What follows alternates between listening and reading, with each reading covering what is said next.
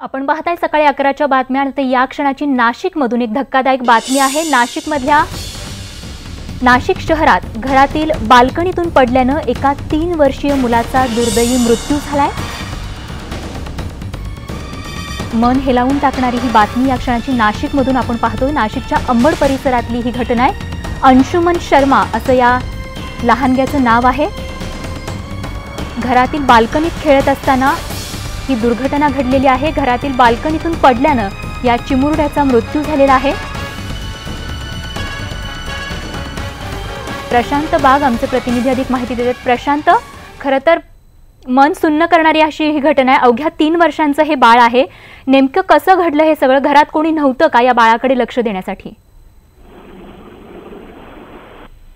नक्कीच होती दुर्दैवी घटना, नक्कीच म्हणता येईल। पण ज्या प्रकारे ही घटना घडते, मुळात काय की ती लहान मुलाची घरात खेळत असताना आणखी त्यांच्याकडे पालकांचं जे दुर्लक्ष सतत होत असतं आणि त्याचाच हा एक फटका। अंशुमन अवघ्या 3 वर्षाचा आपला मुलगा खेळतोय घरात, आणखी घरात खेळत असताना कोणत्या बाल्कनीत जातोय आणि बाल्कनीत जाताना डोकावतोय आणि याच्याकडे सपशेल दुर्लक्ष ते आई वडील करतात आणखी त्यामुळे हा मुलगा त्या बाल्कनीतला खाली पडतो, त्याचा प्राण जातो।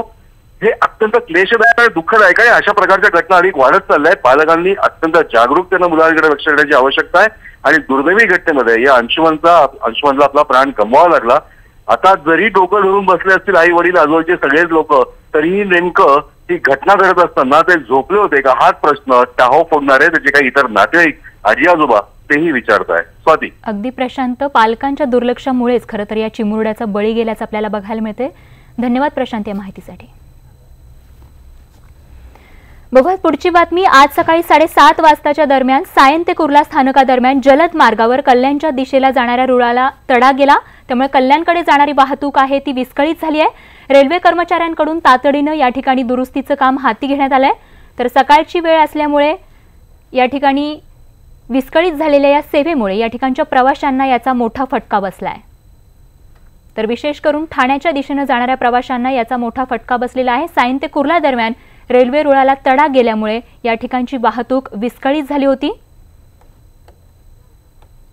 तर 7:30च्या सुमारास सायन ते कुर्ला स्थानकादरम्यान जलद मार्गावर कल्याणच्या दिशेला जाणाऱ्या रुळाला अशा प्रकारे तडा गेला, ज्यामुळे कल्याणकडे जाणारी वाहतूक जी आहे ती विस्कळीत झाली आहे। त्यामुळे या ठिकाणचं दुरुस्तीचं काम जे आहे ते हाती घेण्यात आल्याची माहिती मिळते। रेल्वे कर्मचारी या ठिकाणी दुरुस्तीचं काम करत आहेत, मात्र जोपर्यंत हे काम होत नाही तोपर्यंत निश्चितच त्याचा फटका इथल्या प्रवाशांना होणार आहे।